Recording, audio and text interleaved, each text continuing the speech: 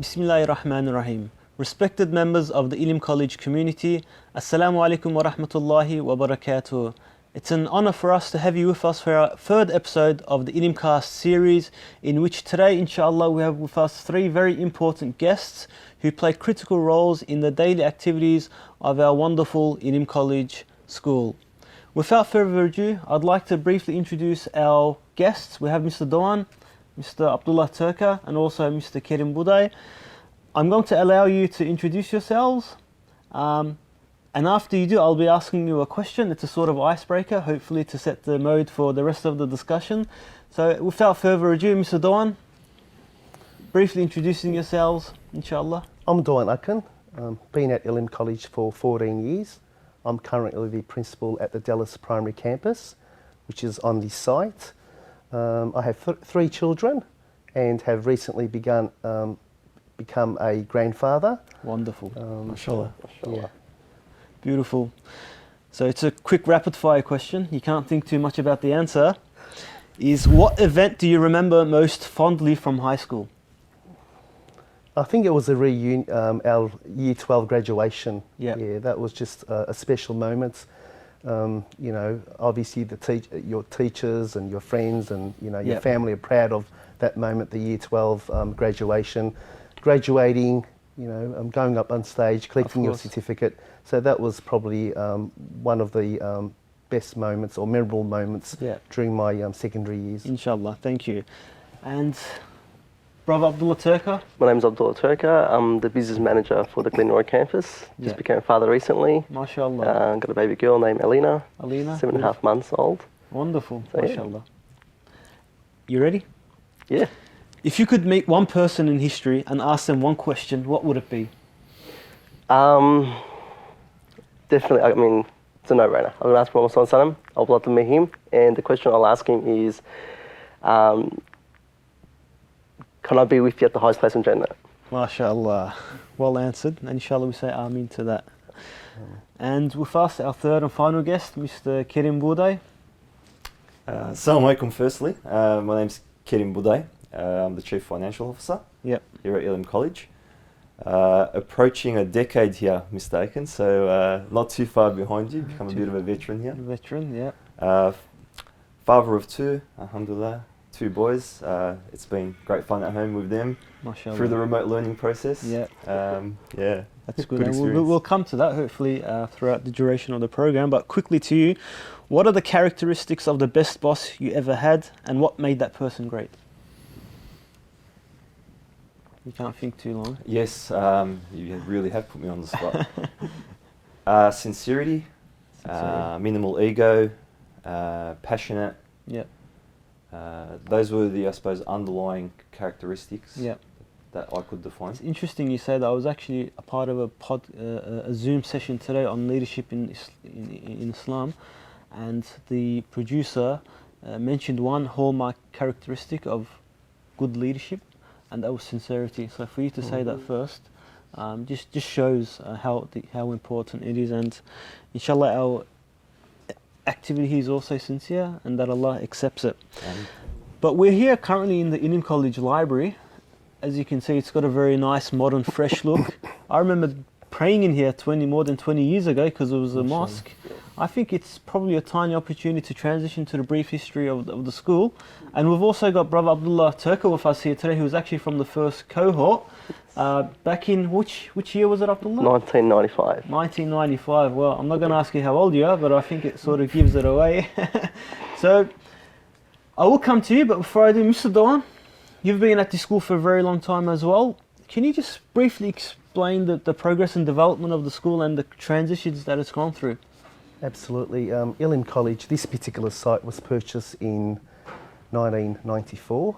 Yeah. And, the community, the Islamic community, Milli Gurish, had a vision, and that vision was to open up a school to serve for the community and educate children in an Islamic environment.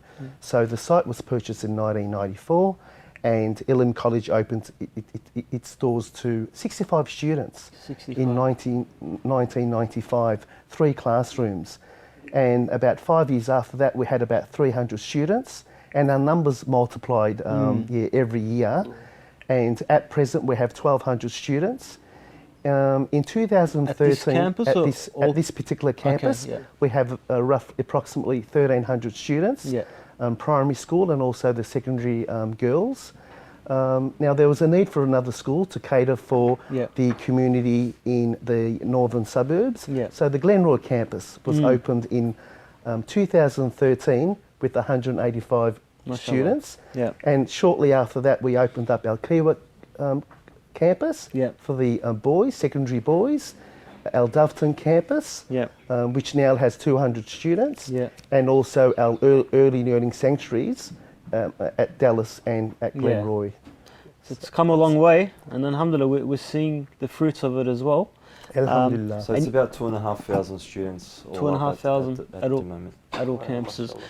But just to come back to you on that point, Mr. Don, you mentioned that tight knit of community members came together to establish the stream, and I think, Mr. Kerim, you had members, family members, that were part of that initial establishment.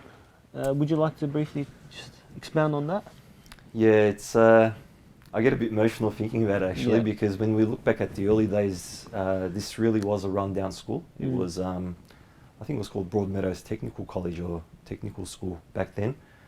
And, you know, where we are today, first and foremost, it's only through the blessings and grace of Allah subhanahu wa ta'ala, but it's important we really pay homage to our older community members, our fathers, grandparents, our uncles in the community who put in so much effort and made so much sacrifice in those early stages when it was tough, when they had minimal financial resources, and they put in a lot of their own financial resources and their own time to really get the school up and running back then.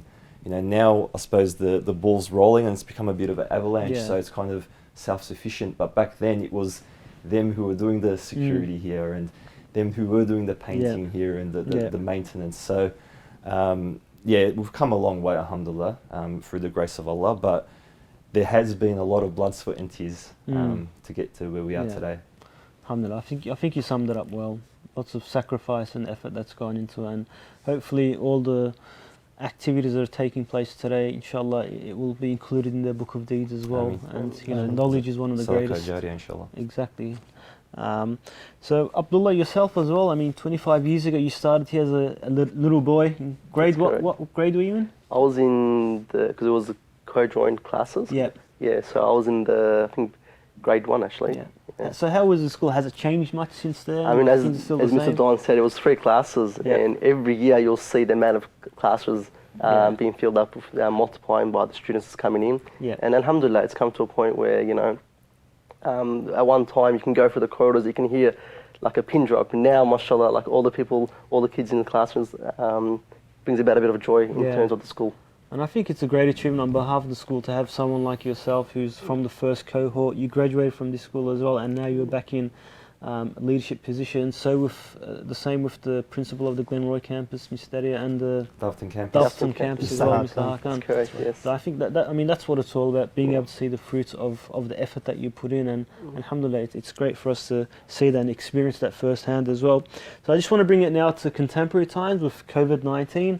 It's an unforeseen challenge, unprecedented as well, but alhamdulillah, it seems as though the Ilim College is responding very effectively. Mr. Doan, would you like to touch a bit upon that? During the COVID-19, obviously, you know, we were asked by the Premier and the Health Minister to do remote learning, and we planned that well in advance with staff and leadership teams and with the executive management team, and we came up with a plan where students who are not able to learn from home, they're attending school, and we have about 41 students that are attending school, and all our other students are learning from home.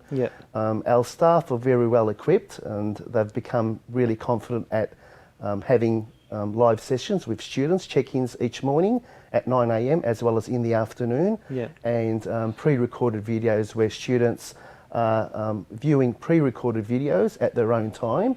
And there's a bit of flexibility in that, where the videos are uploaded with lessons and activities, and students view those, and they complete the required tasks and the task Yeah. to the relevant teachers. But it's been running smoothly. It was quite challenging at the start, and we had a lot of challenges. But parents, students, and staff have been very supportive, and we've gone through this, and we've become really confident at it. But hopefully it won't go for too long, as the Premier announced yesterday that schools hopefully will return staggered. It will be a staggered return. So inshallah, our Prep to 2s and Year 11s and 12s will commence in approximately 2 weeks' time. Yeah, so inshallah. It does seem like a lot of effort was put on behalf of Ilim College. Maybe we'd be interested to get Mr Kerim's perspective. He was a parent. He does have 2 students at this school who are currently at home online. How was the experience at home? How's the response been from your kids? I've actually got one who is in grade 2. Yeah. So the other one spends most of his time trying to distract his older brother. So, and the mum's in between. Look, I think Ilim's done a phenomenal job in getting the whole remote learning program up and running so smoothly and efficiently. It really has been a collaborative effort, and I've been part of those discussions. And Mr Akin, we didn't really have much of a term break, end of term 1. That's right. It was a lot of late night discussions as to what's happening, how we're going to put measures in place to ensure first the health and safety of our students and our teachers, but also how to ensure that there's minimal disruption to the overall learning experience. And as I did mention, it has been a collaborative approach. IT has been heavily involved in this time. They've burnt the midnight oil, so to speak, to ensure that our platforms are up and running. But at the same time, our principals have also put in a lot of time and effort, and our leadership team. So, look, it's been challenging, but challenge brings about opportunity. Exactly. And alhamdulillah, I think, coming out the other side, it's been a great learning experience for everyone involved. And in future, if we look at the future of education, it's really given us a glimpse and that first step into a new frontier. Definitely. I think you've summed it up well, and I think even on our online activity, it's really encouraged us to be very innovative and creative. So even on our social media, for example, we've got a lot of initiatives that are taking place, such as this one, the Ilim Cast initiative. That has been put forward by our marketing team. Mr Semih Meric is behind the cameras as usual. He's always playing a key role as well in this. And alhamdulillah, the feedback's been good as well from the parents. And I think all we're doing is fulfilling our responsibility. This is what we have to do in these critical times, and that's what distinguishes, the efforts that we put in. But I did want to bring it back to the topic of community, because one thing we see in Ilim College is that we not only mention that we are a school for the community, but we embrace our community as well, and we work very closely with them. And we've got Brother Abdullah Turker here with us, who is actually the president of a youth organisation that's external to the school. But at the same time, I think you're heavily involved in the school initiative, collaboration, that he's heavy on community work as well, voluntary work. Would you like to briefly touch upon what the school does as well on that level? So about 5 years ago, we started an initiative called the High School Commission Initiative at the boys' campus. And alhamdulillah, from about, I think 20 students we started. At the moment, we've got close to an aim at the end of this year, inshallah, is about minimum 150 students, inshallah. And we're trying to develop this program where we develop future leaders at our campuses, and hopefully, like ourselves over here, maybe in time they might come and be a part of the leadership team at the Ilim College campuses, inshallah. Inshallah. And this program will also be running into all our campuses. So we'll start at the boys' campus, inshallah. We're going to be tying into our Dufton campus and our Sydney campus as well, inshallah. But we've also got networks with external organisations as well that we do, Mr. Dewan? Yeah, we have a very strong partnership with Hasena, whom are a charity organisation, and we do a lot of activities and a lot of fundraising initiatives for worthy causes. One of them is the Orphan Campaign, where we support orphans all around the world, as well as the Qurban Campaign, the Ramadan Food Package Campaign, where we distribute Ramadan food packages to the needy around the community and also around Melbourne. So they're a few of the initiatives that we do. Apart from that, we do fundraising for the Cancer Council research, as well as the Royal Children's Hospital, and we're also involved in a toy drive that which is collecting toys from the community, from our families, and donating those toys to sick children at the Royal Children's Hospital. Wonderful, wonderful. It's always good to hear those extracurricular activities that are taking place, and it just makes you feel proud of the initiative that you're a part of, and I'm personally as well to be part of this community.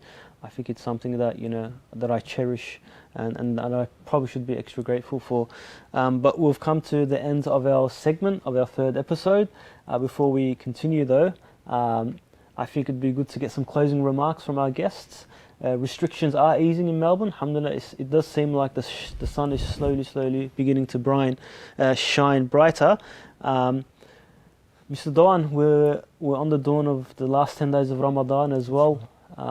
Inshallah, we can not only reach it but also benefit from it.